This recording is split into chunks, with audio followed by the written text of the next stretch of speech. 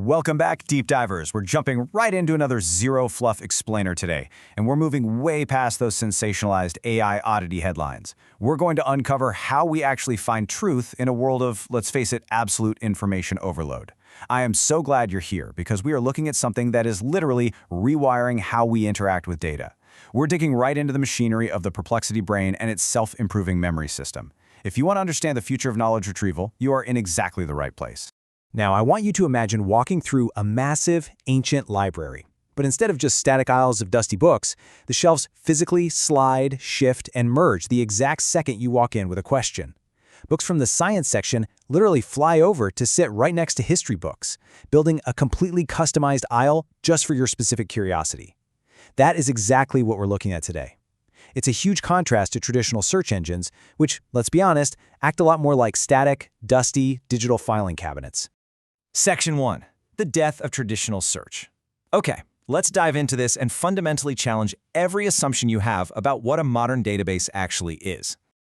For decades, we've all been trained to type some keywords into a little box and get a list of blue links back, right? That's the old paradigm, searching for static things. You get a frozen snapshot of what existed the precise moment you hit enter. But by the time we finish breaking down Perplexity's self-improving memory system today, you're going to see exactly why your old search habits are officially obsolete. We are moving headfirst into a totally new paradigm, conversing with a living digital consciousness that actually understands the intent behind your query, not just the keywords. Section 2. The living context graph. We're moving from a static setup to a living system. Let's move from the problem into the actual machinery to see how this all ticks. What fundamentally redefines information retrieval here is the shift from taking a rigid snapshot to building a living map. Perplexity calls this the context graph. Instead of just throwing facts into isolated little boxes, a context graph builds a fluid, pulsing web of interconnected data. It's constantly asking itself, hey, how does this piece of information relate to that one over there? It maps the relationships, those invisible threads that tie concepts together. Think of the old way like a paper map of a city. Sure, it might be beautifully detailed, but the second a new road opens or an old bridge closes, boom, that map is wrong, it's completely outdated. This new system, the context graph, is so much more like your real-time GPS. It sees the traffic, it knows about those annoying construction delays, and it even registers that a brand new coffee shop just opened up on the corner. It adjusts dynamically based on the reality of the present moment. So here's the absolutely crucial point. A fact is entirely useless without its neighborhood. A single piece of data just floating around in a void doesn't help you make a decision. This shift completely changes what you get back from a query. We have to stop expecting isolated results and start expecting relationships. You aren't just getting the answer anymore, you're getting the surrounding context that validates and actually explains that answer. Section 3. The self-improvement loop. Let's look at how this builds into the system's absolute most fascinating feature. Recursive self-correction that literally happens overnight.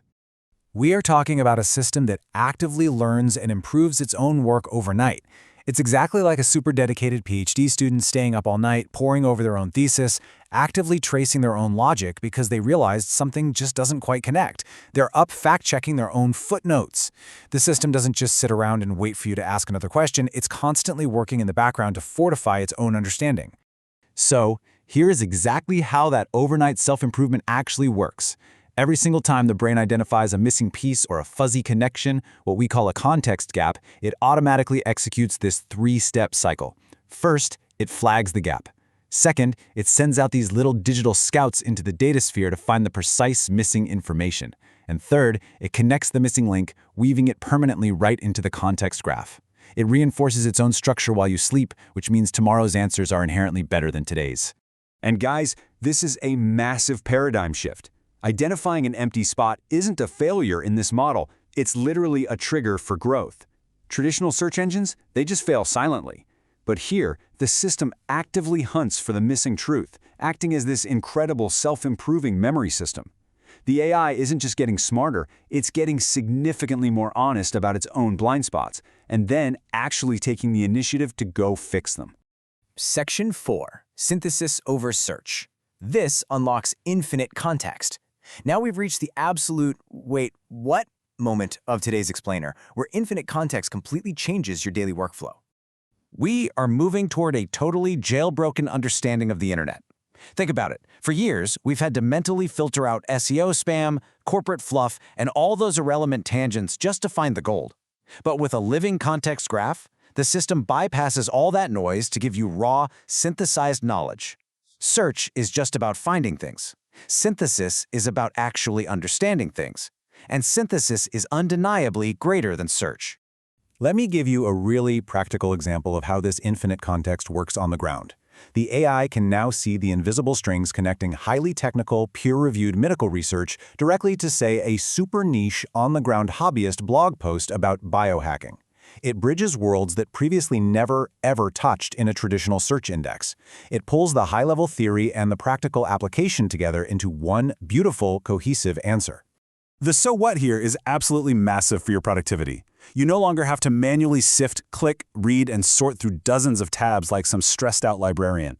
Because the system is synthesizing the relationships for you, you're elevated to the role of an architect. You are now directing a highly capable consciousness, building complex conversational structures, and actually designing solutions rather than just hunting around for raw materials. Section 5. The Deep Dive Takeaways.